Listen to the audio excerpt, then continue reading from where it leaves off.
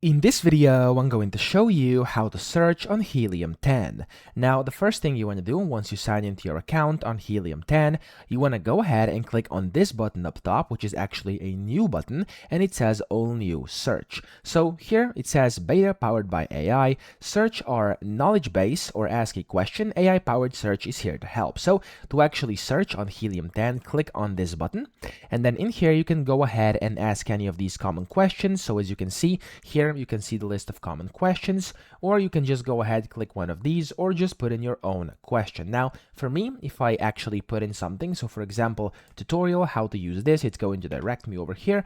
But if I ask, for example, how to search for keywords, like this, and if I basically send this, it's supposed to tell me. However, temporarily, as you can see, this service is unavailable. Their support team is basically working on that right now, but whenever you're trying to use this, it's likely going to work. It's just temporarily down because of likely some issues. So this is how you use it. You can enter a question or search here and then click the send button, and that's pretty much it. So I hope this video helped you out. If it did, please subscribe to the channel and help me out as well.